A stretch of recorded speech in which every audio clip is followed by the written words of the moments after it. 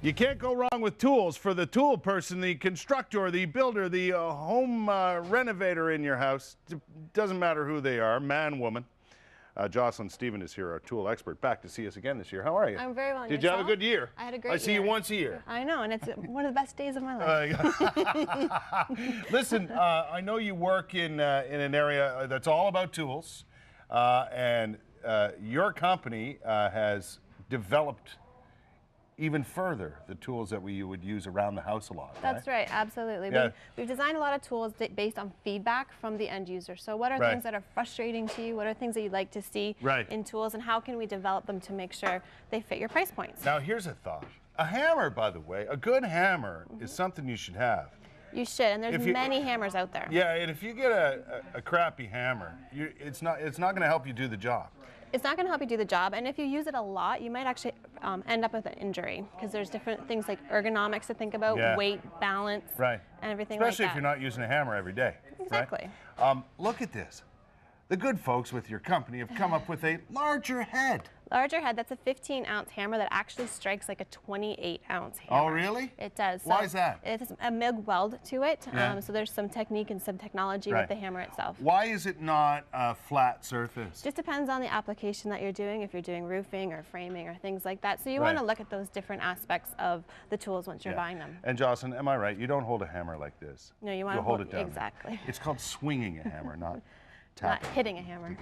Okay, some other things here that you should have around the house is a good stud finder right here. Always want a stud finder. Make sure you're going to hang your picture or do whatever you're doing in the right spot. Yeah. And then there's little things that we've come up with, for instance, based on feedback. When you're using a tape measure by yourself, which you often are doing, you know, it might fall. You might not be able to catch it on something. So this hammer here is actually magnetic, so it'll attach. This attaches to any steel stud, anything you're using that has metal. It'll make it easier for you to complete your job. Just like that. That's right. I like it. And good, you got to get one that retracts nicely. Yeah, you know and doesn't hurt your thumb if you have it in the wrong spot. Some of them don't do it right.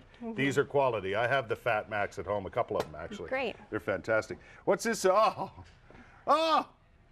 It's a multi-hex key, so often you have different bolts or things. You're not sure which size of a hex key you might need, or if you have ready-to-assemble furniture, for instance, from IKEA. This is great. It's all in one. This is the IKEA tool right here. The beauty of this thing to me is, I don't know about you folks at home, but I have a lot of Allen keys and keys like this, hex keys and so on, and they are scattered throughout my toolbox.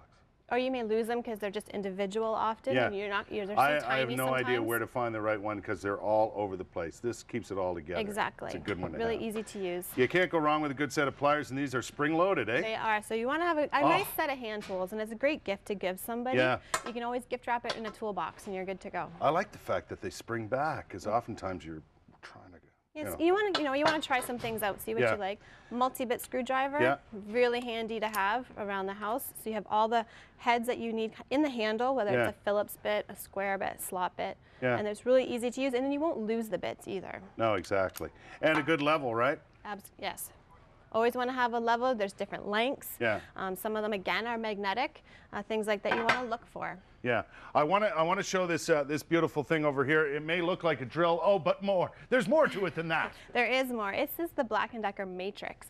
So one thing we've heard is a lot of people that are doing projects around the house occasionally might not be doing like a whole basement renovation. Right. They don't have room necessarily for a ton of tools. So this is a base. Yes. And it comes with different heads that attach. So it has a drill head. Right. There's a jigsaw, a sander. Are they easy to get off? They're very easy. I'll let you try it. There's just the top button? Yep. And then pull the head off. Right. And then you can interchange the heads very easily. Like so? There you go. Very intuitive.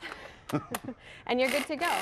So it's a jigsaw. It's a jigsaw. You just want to make sure that it's in a neutral position when you're changing the heads. In case you pull the trigger by accident, you don't want to cut yourself. Or always have the blades out while you're changing. Now it's a sander.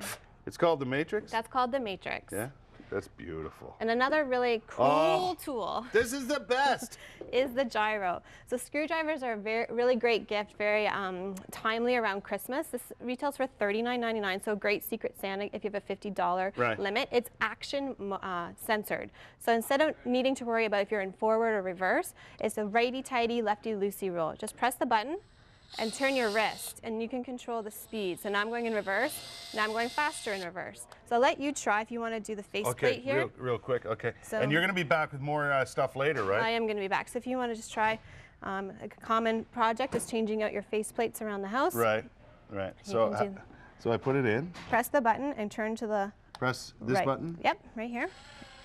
There you go.